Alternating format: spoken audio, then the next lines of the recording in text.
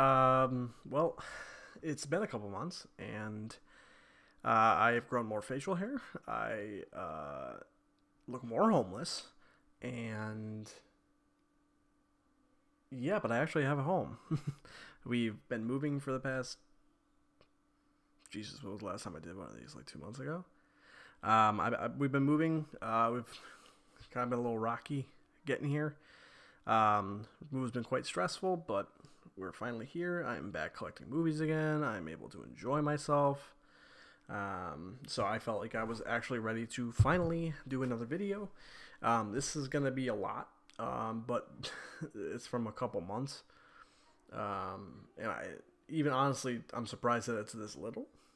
But that's just due to the fact of moving pains and stuff like that, just not having time and not wanting to add to what I had to move at the time. So I have a couple of big things to get out of the way before I do anything else. First of which is actually a recent purchase. I swindled Best Buy out of like $75 or something. I didn't swindle them. They have a price match tool and a price match to Amazon. They're the dumbasses, I guess. But I got the Halloween 8-film collection. Halloween, wow. I am tired, apparently. The Harry Potter 8-film collection. Might not know this. Definitely haven't talked about it on the channel very much, if at all. Harry Potter is my favorite franchise, period. This is, to me, the way that Star Wars is to a lot of people, although I love Star Wars. This is just my franchise. I grew up as this franchise was going on. I saw it from beginning to end. End. But I just hadn't. I only ever had this on DVD, the franchise on DVD, and I was like, oh, I want to get the Blu-ray, and then I was like, I don't really want to spring for the Blu-ray, and then they came out with 4K, and I'm like, well, I'm just gonna wait for the 4K, and then the 4K was really expensive, but I got this for $75, I think. This is usually like $150 or something like that, more, maybe more. I pretty much got it for half off, honestly. I'm super hyped to have this. As problematic as JK has gotten, that's definitely a thing to think about. But these are a very crucial set of films from my youth and my development as a human being. I love this franchise to death. I can't wait to revisit it on 4K. Maybe I'll do a review series. That'd be nice. Be a great way to reacquaint myself with the franchise. Okay, one of the other bigger things I have to talk about is the big hoopla that was caused in October. The big set that everyone talked about, that I missed the train on discussing because I was in the middle of a move and had no internet for a whole month. The entire month of October, I had no internet. Thanks, Xfinity. But that is the Friday the 13th set from Scream Factory. The moment that they announced this, man, I had to get it. I wouldn't even consider myself like the largest Friday the 13th fan. I'm definitely more of a Halloween, but Nightmare on Elm Street's kind of my game. But man, you know what? I finally have seen all of them. Because during the month of October, while I didn't have internet, I was doing a marathon of horror films. And this was a big one I wanted to get because I hadn't seen Part 8. Although I had that digitally, so I just watched that digitally. It's fine. It's not the worst thing in the world, but it's also it's got some dumb shit in it. But the most important thing was I had never seen Jason Goes to Hell. And this set was coming with the nice unrated cut. Now mine is sadly one of the ones that got hit with the issue of the unrated cut of Jason Goes to Hell is missing one or two scenes. So I'm going to have to figure out that whole situation of getting replacement discs. But I'll figure it out. It didn't really take away from the movie. Sucks anyway, so it really doesn't matter. I'm sure that one wrist-breaking scene wouldn't have changed anything. The movie's still terrible. Great practical effects though. Gotta give props. The gore is incredible. But yeah, that movie's terrible. So I waited for nothing. But this set is fucking incredible. it. I'll say this: I wish that there was a little like you get to the bonus disc, and it's a lot of recycled material, which is cool for people like me who didn't have all the sets. You know, like the various different sets of Friday the 13th. My first Friday the 13th box set was the shitty little 8-part one from Paramount. But I did have like Fridays 1 through 8 from like their old original DVD releases. The parts 1 through 4, I had those like special ones with the uncut first film and the Camp Crystal Lake Stories thing, which are, I believe, all on here. So that's cool. But I wish that, like Halloween, the set that they did for Halloween Scream Factory, the amount of special features that they gave us was insane. And I'm not at all trying to dump on this, because they did a great job bringing these films to us and also giving us all the special features from previous releases. But I do wish they had more original ones, you know, talking with the cast and stuff. And they kind of made this under... I'm not sure how long it took them to get everything from this together. You know, they might have been in the middle of COVID during some of this. They couldn't get everything that they would have probably wanted to do. But it is what it is. This is a great set, though. And for someone like me who was never going to pay the money that they wanted for that fucking tin set, this is fantastic. And also, every disc gets its individual cases. It's not the stupid cardboard sleeve thing. Individual cases, and a glorious, beautiful box. I wish I got the lithograph, but I didn't take the plunge on that. But this is a great set. I'm really happy to have that. The other one, this is the final big one, I believe, is I got this bad boy, the Chucky set. This was on sale for $20 on Amazon during October, and I've only ever seen the first Child's Play, and I intended to watch it during October. I just never did. But I'll wind up marathon these one day. Especially like I hear like Child's Play 2 and 3 are really good. I'm not really looking forward to watching like Bride of Chucky and Seed of Chucky, but whatever. But I hear the Curse and Cult are actually pretty solid. So that's my big horror sets for the month. Okay, next is I barely did anything for the Criterion sale. It's not over yet. But I'm just gonna say this now. I'm most likely not gonna get anything else. Okay, all three of these I've seen. I actually just watched this the other day. Is My Darling Clementine, by John Ford, starring Henry Fonda. This is great. Like, I had an absolute ball watching this. It's based on the whole what's it called, Wyatt Earp mythology, and obviously this time around Henry Fonda is Wyatt Earp, and you know, like I haven't seen like Tombstone yet, you know, or the Wyatt Earp film by Kevin Costner or any of that stuff. So I don't really have any predisposition. Like I'm not one of those people. Like I know a lot of people who are just like, I love Tombstone. Not so many people who like the Kevin Costner movie, but a lot of people who just love Tombstone. And I don't have that predisposition, so I don't have to worry about having my ideas of Wyatt Earp or Doc Holliday or any of this stuff painted a certain way. And watching this was a treat. It was an absolute treat. It got me in a big Western mood. Almost bought me some High West whiskey and started playing Red Dead Redemption 2 again because I kind of fell off of it. This is just, it's so good. And John Ford is just such a great director. Like this, I like Stagecoach a little bit more than this. But like he just directs the shit out of Westerns, man. Like he's so good. It's ridiculous. He's just too good. It's not fair. It's just, yeah, it's not fair. The next one is the Best Picture winner, Parasite. I already own this movie once. I already have the Universal Blu-ray.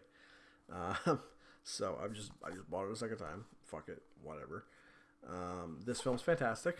You've heard this talked about ad nauseum on this platform, but I'll just add to it. I watched this literally the day after the not obviously not this one. I watched Parasite for the first time literally the day after it won Best Picture, and I was sitting there when it won. I was like, "That's awesome, man! I'm so glad it won.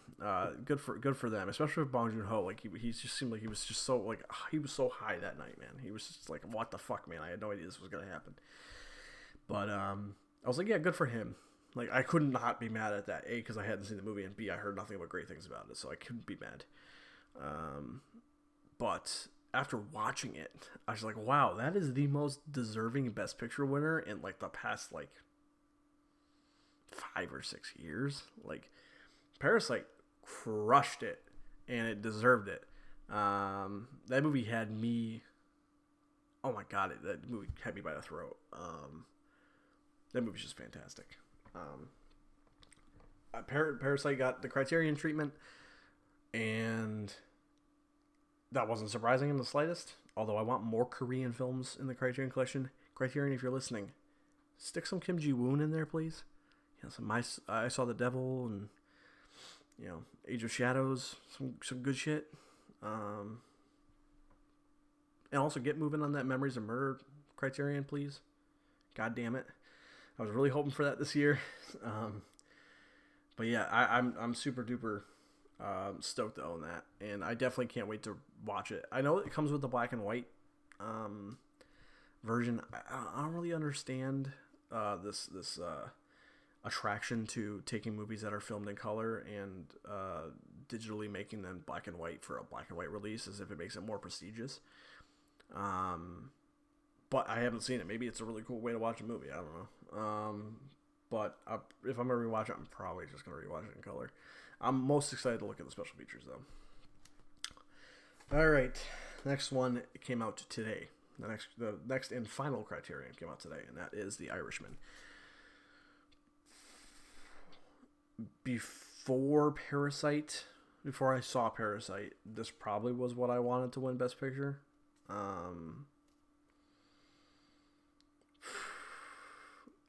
This movie's fantastic. Everything about it is fantastic, honestly. The only thing that's not fantastic about it, I guess, is sometimes the de-aging tech. Although I'm still going to say, the fact that it looks as good as it does is astonishing for the length of that film and how much money they had to put into it. There's a couple moments where it doesn't work, but I was still stunned by it. This is the best De Niro's been in a long time. Like, he's just fantastic. That's just the word for it. But everyone is. De Niro, Pacino, Pesci, fucking everybody slaps in this movie. Everyone's fantastic. And Scorsese directs the shit out of this. Now, I've done a little bit of research and listening to a bunch of people talk about some of the events in this movie and how some of them may be fictitious. Like, things with Hoffa might be fictitious. But that's fine. It's a movie. It's not a history book. And it's a great movie. So I don't care. Definitely can't wait to visit the special features on this too. And they look pretty extensive. Mostly I really want to see what they them talk about the de-aging tech, especially. Okay. This is a lot on the table. All right. First up is 2 movies. I think I'm missing one. Or it is in a different stack. I'll get to it, whatever. I'll get to it later. These 2, I'm just going to go like normal. This was a Black Friday pickup. It was like a pre-Black Friday thing. It was like last week. And that is Knives Out. I finally saw this year. I dragged my feet so hard on this movie. I wanted to see it in theaters when it came out. It came back to theaters, and I didn't see it. And my buddy just fucking kept on jerking on me. That doesn't sound problematic at all. He really wanted me to watch this movie, and I just relented finally. I said, fine, I'll watch it. Like, it wasn't like I didn't want to watch it. It's just that I never felt up to it. But man, within 2 minutes, I was up to it because this movie's fucking awesome. Everything about it is fucking awesome. The performances are great. The writing is fantastic. The direction's great. The cinematography is gorgeous. The music's amazing. Like, this movie is fucking awesome. And this movie, well, it's getting a sequel, I guess, with Daniel Craig's character coming back, which is kind of reminding me is interesting because we had the Murder on the Orient Express, and then we're having Death on the Nile, so we have a Poirot series going, and then Rian Johnson just came in and said, "Fuck you, I'm making my own." So that's pretty cool. But I love that movie. I'm looking very forward to revisiting that. I don't have a huge experience with whodunits. Like, it's not like, well, specifically murder mystery style whodunits. Not like Giallo. Like, Giallo's a different story. But that was just such a blast. So having that, and then a couple years ago having the Murder on the Orient Express remake, which I thought was fantastic. It's just like, that's super cool that whodunits are possibly becoming a thing again. Next up is Angel Has Fallen, the only Fallen movie to be on 4K for some reason. I saw this in theaters. I liked it, actually, surprisingly a lot more than I thought I was going to. I'm not gonna lie, the trailers didn't really do much for me, but especially because it's such a fucking like, it's clearly like, it wears its inspirations on its sleeve. Like, it knows exactly what it's aping. There's a lot of Fugitive in it. And I know that from not even seeing much of Fugitive. I've seen clips of it, and I've watched a little bit of it on TV. Which, yes, I know some people are going to be like, you're a fucking moron for not watching The Fugitive. And you're right. But the Angels Fallen I had a really good time with. I wouldn't call it, like, great cinema. Like, I wouldn't call it any of them. Like, all three. I enjoy... I want to say I enjoy all three Fallen films. But 2 is a little rough. The first one's just Die Hard in the White House. But it's a blast. I think this might be my favorite. So, which is weird. Because I really enjoyed the first one. But I think that there's a bit more heart to this, more emotion, because there's a lot of cheesy emotion in the first one. A lot of it powered by its score, which is very big in like, swelling and, patriotic and rah rah America bullshit. But this has a little bit more character to it, and a little bit they really establish Banning as a person, and he has flaws physically. So, like, there's a lot more. I find a lot more to be invested in this, and I think the action is actually pretty good.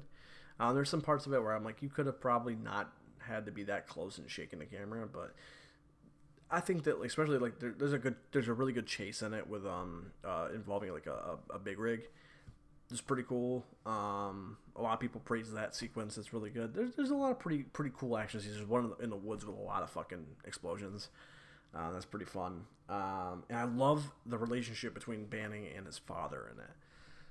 I think that was the most surprising thing about the movie, because I was not expecting there to be any emotion in this movie whatsoever, because there isn't really any other two. But this is the most thoughtful Fallen film.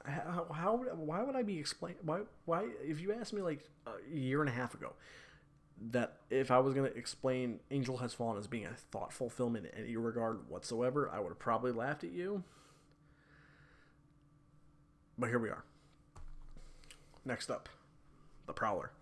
I bought this towards the tail end of October. I'd already seen this. I thought it was pretty good. I actually liked it a little bit better my second viewing. I'll say this. This is worth watching for Savini. Obviously, I mean Tom Savini, the makeup artist. His work is fantastic. It always has been. It always will be. But there's some shit that he pulls off in this. Particularly, there's a bayonet kill through the skull that really had me squirming. He does some fantastic work in The Prowler. It's not like, like a Jason. It's a slasher movie, obviously, but it's not like a Jason film or a Michael Myers film or a Freddy film where it's, there's like a serial killer with like a character. He's more so like he has a motive, but like he's not like theatrical in any way. Whereas like Michael Myers has like a distinct look and mannerisms and stuff, whereas this is just a guy who's gonna fucking murder you. Kind of like, I guess, kind of like the guy from Harry Warden in My Bloody Valentine, but even then, not really, because that even has a bit more of a character. But I wouldn't say this is like a great movie or a great slasher film, but it has some great effects, and I definitely recommend it. It usually pops up on Shudder, so if it pops up on there, I recommend it there. All right, this is one I haven't seen yet. One I want to see. I've wanted to see for a very long time, but hopefully we'll finally get into, because my girlfriend is into murder-related stuff, like serial killers. And she likes watching stuff about them. So this is going to be an interesting one. It's Zodiac. David Fincher. About to probably maybe take home an Oscar this year, if we have an Oscar show, for Mank, which everyone's saying is incredible. Best film of the year, possibly. But man, this movie, I've seen the trailer for it. It just looks fantastic. I know a lot of people who say that this is their favorite Fincher film. So I'm looking forward to being able to take a peek at this one. I had to get this because it's just so cool. San Francisco Chronicle, Bruce Rush the editor. It's just done up. Like, we don't get shit like this as much anymore, especially from mainstream Blu-ray releasers.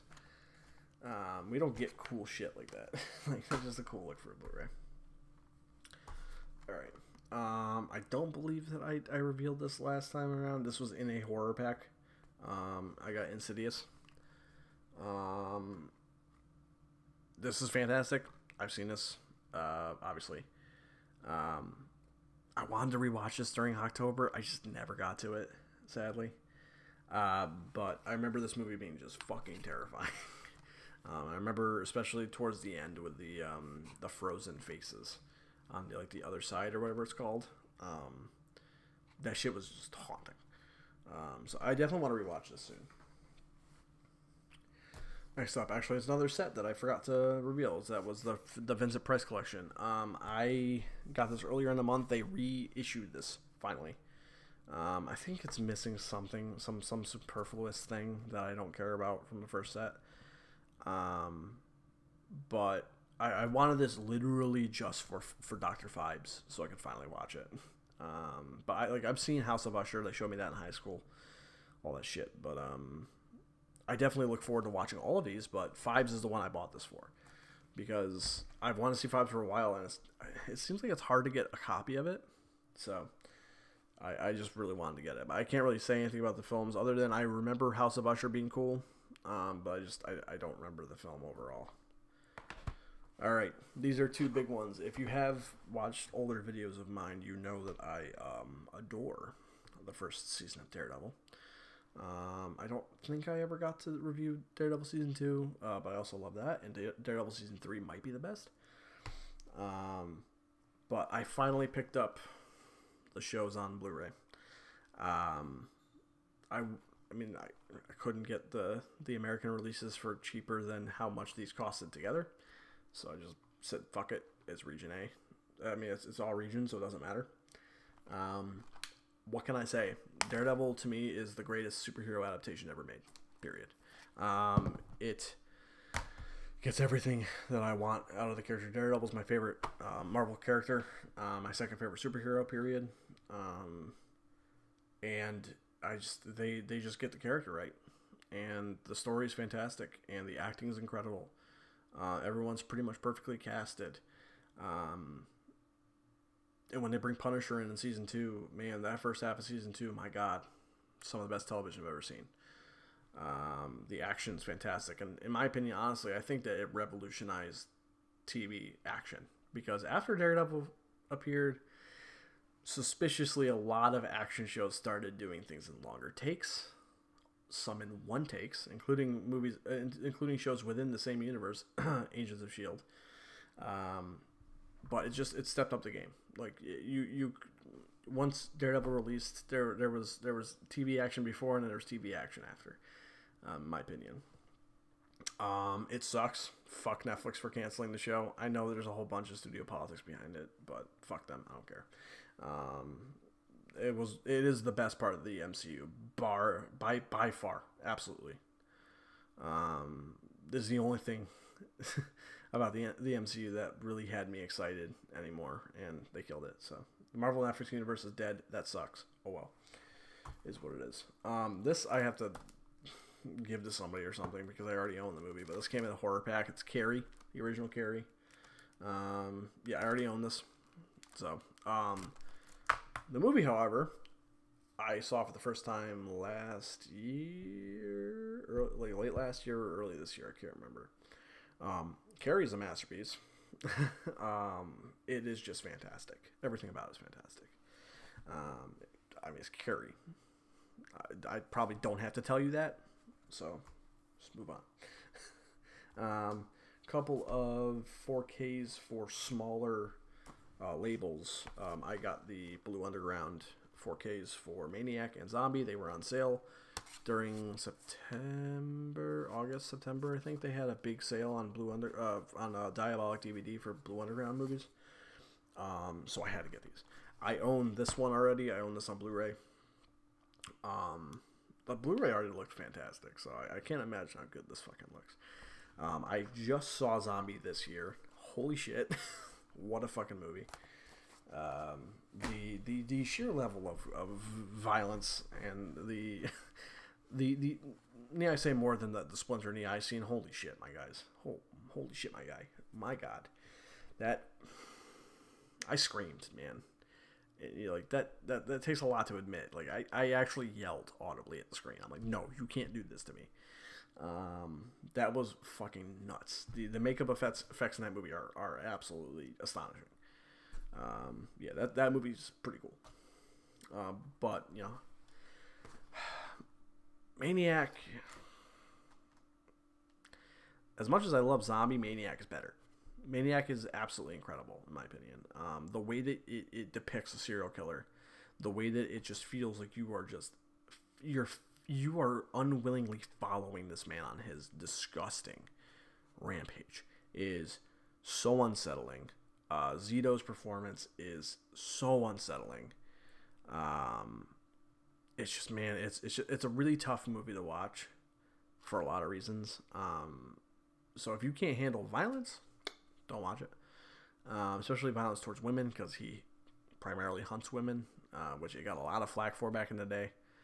But I think it's a great film. And I think it you know, as usual, people back in the day, they were talking, it's too violent and too graphic and all that shit. It's just like, whatever. It is what it is. It's gotten its due praise now, from a lot of the people in the genre. I haven't even opened this yet, but Lights Out. I love Shazam. Not that it has anything to do with Lights Out other than the director. But I heard nothing but great things about this. I've wanted to see it for a while. It came in a horror pack. Lucky me. I like horror pack. Horror pack's lit.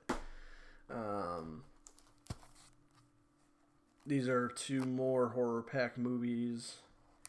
Neither of which I watched. Dead Dicks. Which, okay, I just laughed like a fucking 13-year-old boy. From reading the back of this sounds fascinating. So as dumb as the title is, I actually want to watch this because it just sounds cool. So I'm going to wind up watching that eventually. And this is the Horror Pack Limited Edition for that month. I can't remember what month it was, but whatever, who fucking cares. That is The Barn. I read also another one. I read the back of this and I'm like, this sounds cool. I should watch this, and I just didn't watch it for October. It's got fucking pumpkin in front of it, man. Like, I should have watched this during October. What am I doing? Yeah, I have nothing to say about that other than the art for that looks super cool. All right, and then another 4K. I have Hellboy 2. This dropped down to like $10, so I'm like, yeah, I'm getting it. So I have all of the Hellboy movies in 4K. Yes, I own the 2019 one. Whatever. I know a lot of people who liked this movie better than the first Hellboy. I don't agree. I like the first Hellboy more, personally. But that doesn't change the fact that this is dope. Like some of the coolest creature designs I've ever seen. Some of the most imaginative visuals. I mean, it's Guillermo del Toro. He's just really good. Ron Perlman's great. Y'all can stop screaming for Hellboy 3 now because it ain't happening. Sorry.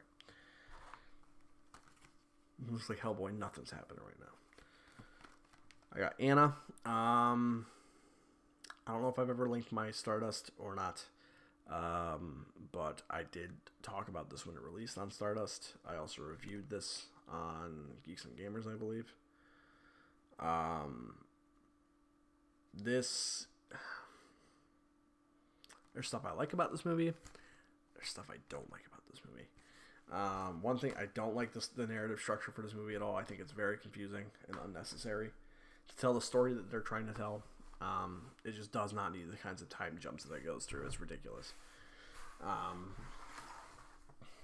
However, Sasha Luss is really good, in my opinion. I think she's better than she has any right to be in this kind of film. In this film as her first, not her first movie because she was in Valerian, but in her first like starring role in a movie that around her that is a confusing mess at times.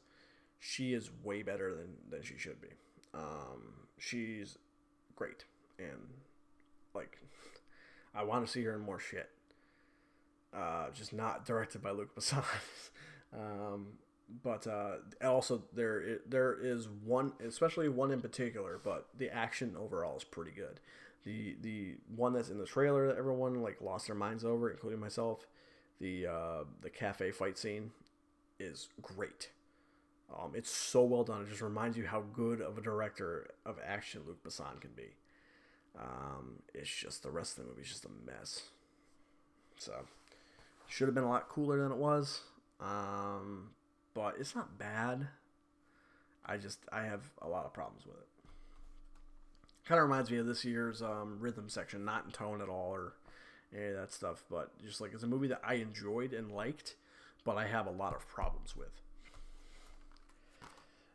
Another 4K. Holy shit. Ghost in the Shell. I've actually heard after I bought this, and I still have not popped this into a player yet. But after I bought this, I heard this is not a very good 4K, which is really depressing considering it's Ghost in the Shell. This should look stunning. So, I mean, I can't really talk yet. I haven't seen it, so when I see it, if it's bad enough, maybe I'll bitch about it, and we'll see. But man, this is a beautiful, beautiful cover. Is it the same on the inside? Yeah, it's the same on the inside. This is stunning. I just love it. I think it's really pretty. So even in the least, it's pretty to look at on my shelf. And it comes with a Blu-ray. So if the 4K is bad, I can just watch the Blu-ray. Who cares? All right. So one I did watch during my spooky marathon. Was Poltergeist. I had never seen this before. Watching this October, this is really great. I know there's a whole bunch of shit behind the scenes about whether or not Tobe Hooper actually directed it. I don't care. I really just don't care. And there's plenty enough in this movie that I can totally say that he definitely directed the majority of this. If it was taken away from him at all, which I don't think it was. I think the reason why it feels so much like a Steven Spielberg film is more so because it's an Amblin production. And that he was involved. But this movie, like, I wouldn't call this scary. Like, I don't think it's a very scary film or anything, but it is just such a fun movie to watch.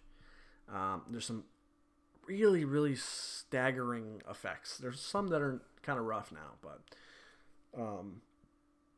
from back then, they accomplished some pretty impressive stuff. It's just it's such a well helmed film. All the acting's great too. That movie's great. I was kicking myself for not having seen it, but thankfully Walmart for once came in clutch, and they had it for like $5, and I'm like, yeah, I'll snag that. So this is one I probably don't have to talk very much about because this is the 10th time I think I've purchased this, but that's Halloween. I had to buy the Steelbook. I'm sorry. Why am I apologizing to you? I should be apologizing to myself. This is just stunning. I'm sorry, man. This is so pretty. I had to buy this, man. I'm hoping one day that I could put all my Halloween stuff together and make it like a backdrop. What can be said about Halloween hasn't been said, man. It's perfect. It's literally the perfect movie. Everything about it's fantastic. It's one of my favorite movies ever. Rewatching that this past October, it had a pretty strong effect on me. I was sitting there watching, I was just transfixed the entire time. I was just like, this is just, how does this exist? Not to be too pretentious. It's just like, it's just too perfect. In my opinion, I cannot fault it, period. Next one, another one I watched during October was Leatherface. This is an older film, not older film, but a couple years old. It's 2017. Surprisingly, I expected nothing out of this movie. I expected it to be either whatever or just drivel. And I actually had I wouldn't say good time watching it, but I liked the film overall. As a Texas Chainsaw Massacre film, don't know about that, boss. I definitely have some issues with it, as how it fits into that film. Like they play this whole game the entire time where they make you think you know who Leatherface is of the kids, but you don't. Apparently, it's such a big bait and switch. It's just like, yeah, look at this character that literally looks like just like a child version of Gunnar Hansen. Okay, it's not him. sorry for the spoiler, but like, oof. It doesn't matter. Like, it ultimately does not matter. There's some really, really crazy gore in this movie. Like, it's directed by two French extremity directors, and you could tell. There's some pretty sadistic stuff in this. It does at times really feel like it's trying to be Devil's Rejects. Granted, Devil's Rejects and House of a Thousand Corpses take a lot from Texas Chainsaw in general, so I guess it's a cyclical nature, you know. It came back around. But yeah, I wouldn't say that this is like the greatest Texas Chainsaw Massacre related film. But it's not bad. And as a movie, if you just sit down and take it as a film, I think it's actually pretty good overall. I'm more looking forward to what Fede Alvarez has cooked up. I know he's just producing it, but I'm more looking forward to what he's got going on than anything related to this. I would like this to just sit in its corner. Next one is Dark Knight of the Scarecrow. I picked this up on a whim because that fucking poster is so cool. And I have an idea for a short film that I want to do, and this kind of reminded me visually of some stuff. I was not expecting this to be the movie that it is at all. I was expecting it to be a straightforward slasher film in which a scarecrow is stalking people and killing them. That's what I was expecting. Was not expecting what we got. And that's not a bad thing because I actually think this is really cool. This is a really cool little TV movie. It's low on violence. It's high on tension. It's got a really great atmosphere, and some pretty solid performances. I'm not gonna lie, I was pretty surprised by some of the performances. The finale is sick. I just think it's really cool. I definitely, for people who haven't seen that, especially people in my age group, who obviously were not around, give that a go. Give Dark Knight of the Scarecrow a go. I think they have it on Tubi TV, which is a free place to watch it. You just have to watch it with ads. But I want the Blu-ray. Definitely give that a go. I was not expecting what I got out of that. Next one, I picked this up at a thrift store. Insidious Chapter 2. I got Insidious Chapter 3 in a horror pack. I got Insidious 1 in a horror pack, and then this just didn't appear. So I'm like, okay, well now I have to buy this. And I walked in and I found this sealed at the shop. So I was like, well, I'm not passing that up. The only thing I just sad about is that it comes with a slipcover. The other two don't. So, oh well. But I think this movie's cursed. I went and picked this up, and my brakes went out. So, I don't know, man. But this is one I definitely want to get to watching. And I can watch this, so then I can watch the third one, and then eventually I'll get The Last Key. I don't care that much right now. But yeah, I'm looking forward to watching this. I hear this is actually pretty solid. That's a good follow-up, because I know he did that one. I think James Wan did 1 and 2. I don't think he did 3. I think Leigh Whannell took over, and then he did 3 and Last Key. I'm not positive about that, though. We're coming down. We're almost done, kind of. The next one is Whiplash. This is my favorite movie ever. I absolutely adore this movie. Everything about it. Perfect film. I haven't popped this in yet. I should soon. I probably will soon. Just to see the 4K for this. I'm more looking forward to hearing the Atmos track. That's what I want. But I mean, I can't really say anything other than, to me, that's just the most perfect film. Not the most, obviously. There's plenty of perfect movies I can point to, or perfect in my opinion, that I can point to, but that is the top one for me. And it having a 4K release makes me really happy. Alright, the next two, I'll just do these as a package deal because they're related. The two Sherlock Holmes films, picked these up at release, which made me really upset afterwards because now they're $10. I guess that's why you just don't pick things up at release anymore. But the problem is if you don't, then they don't make more of them. So, I heard these are pretty good 4Ks. I love both these movies. I just do. I love their take on Sherlock Holmes. It's a dumbed down Sherlock Holmes, of course. I mean, like, there's still plenty of smart stuff in the movie, but it is an action film. They're both action movies. Like, Sherlock Holmes is fighting people hand to hand and beating the shit out of them. So it's a dumber version of Sherlock Holmes, but it's definitely Guy Ritchie's version of Sherlock Holmes, and I like that. I love Guy Ritchie. So I really dig both those movies. I definitely want to revisit those soon. Okay, I just came home with this today. That is Peninsula. I might as well do this as a package deal too. Finally saw Train to Busan. I watched this with my buddy. This movie slaps. It's too good. It is the best zombie film I've seen in a very long time. Probably best zombie related media I've seen in a pretty long time. At least in visual media. That is just so good. So I instantly bought this. I had to. I've heard it's not as good. Oh well. I'm just super intrigued to watch this. It's a heist movie in the middle of a zombie film. That's cool. Also 4K. Well Go USA doing 4K. I'm interested to see how that works out because I don't think I have one that's a Well Go 4K. So this will be illuminating to me. I hope it's good. It wasn't that much more than the Blu-ray, but I hope it's worth the 4K. Next up, this is a favorite of mine. That is Black Christmas. I did slip it around to do to the reverse artwork because it's better.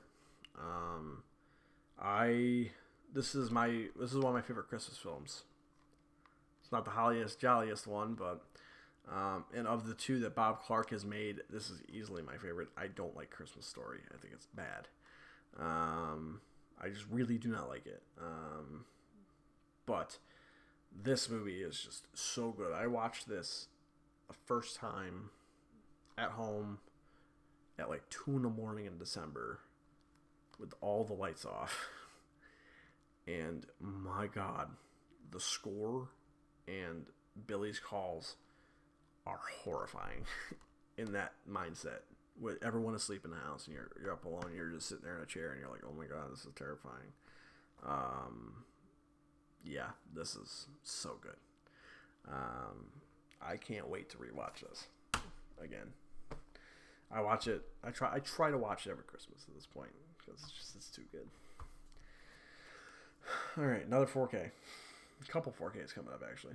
Just three 4Ks left. I got Batman Begins. This is another Black Friday pickup. I got this for pretty cheap at Best Buy. I almost bought this and Dark Knight Rises, but they didn't have Dark Knight. I just felt really weird buying Dark Knight Rises and this and not Dark Knight. So I just didn't. And also, this is my favorite Batman film anyways. Even of the trilogy, not just of the trilogy, of all the Batman films, this is my favorite. So I didn't care. I just wanted this movie in 4K. I hear the 4K is really good. I hear it's kind of sucks that they didn't get Atmos tracks. They just have the Dolby 5.1s, but oh well. If they were already good tracks, so whatever. Would have rather have an Atmos. Oh well. 1917. I still haven't seen this. This was another Black Friday pickup. This was $7, I think. $7. 4K. My God. I wanted to see this really bad when it came out in theaters. They won Best Cinematography, and from what I've seen of it, well deserved. But yeah, I haven't gotten to see this yet. I'm really looking forward to watching it finally. Next up, I did see this one, Terminator Dark Fate. This is a tough one to discuss because people get very passionate about this movie. I'll say this. I really enjoyed watching it. As a Terminator movie, it's got some problems, y'all. The whole idea of the film, it's been over a year. I feel like I can probably talk about spoilers here. The whole idea of just supplanting John Connor with a different character who is essentially a John Connor, it feels really pointless. If I really don't know how you make that work, honestly, because at that point it just feels like a change to be a change. So that aspect of the story kind of loses me. But I'll say this, I think Linda Hamilton's fantastic in this. Arnie's great. He gets a lot of great laughs. Some of the action is really good. Really good. It's relentlessly paced. It's a breakneck film. It's a movie that I really enjoy watching.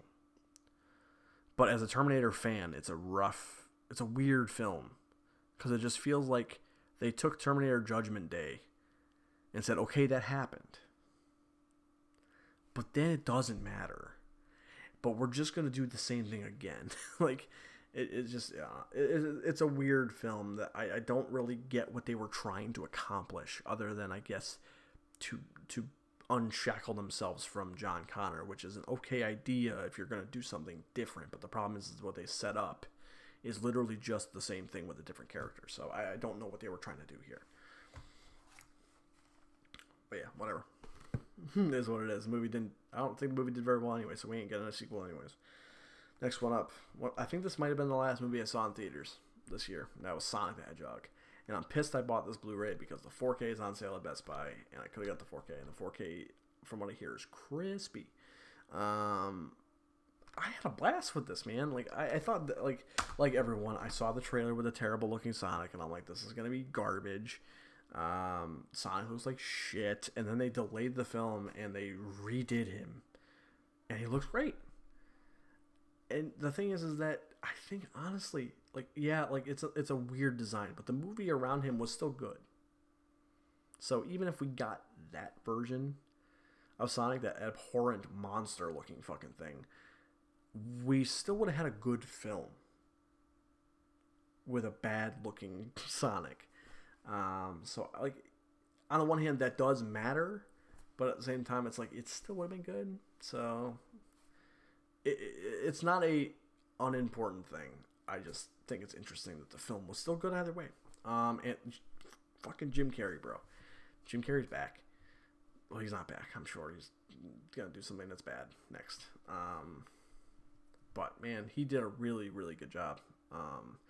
It's prime Jim Carrey, and I'm okay with that. I love Liar Liar. Liar Liar is my favorite comedy, and I love The Mask, and I love Ace Ventura. So to me, rubber-faced Jim Carrey doing his thing is perfectly fine to me.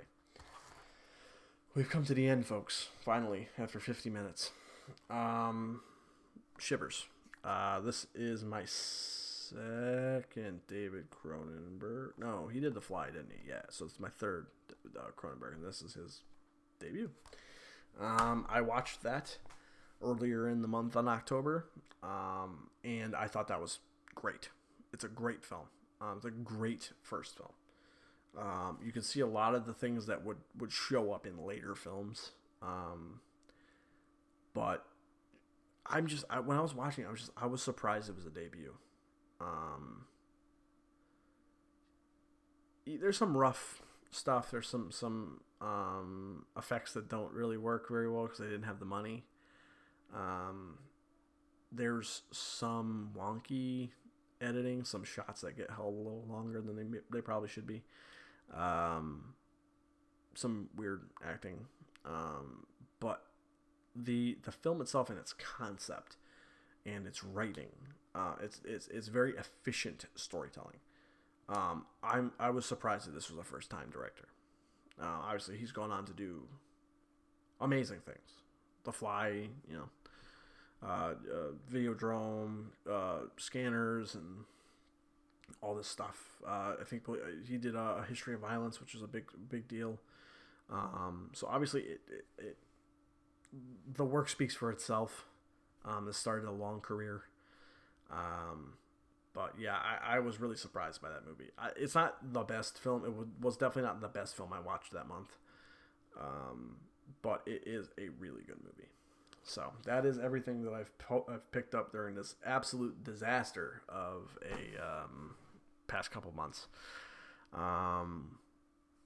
What did you guys pick up? I'm sure you've picked up quite a bit. Let me know in the comments below if you enjoyed the video. And I'm going to go crash now. Stay nerdy, everybody.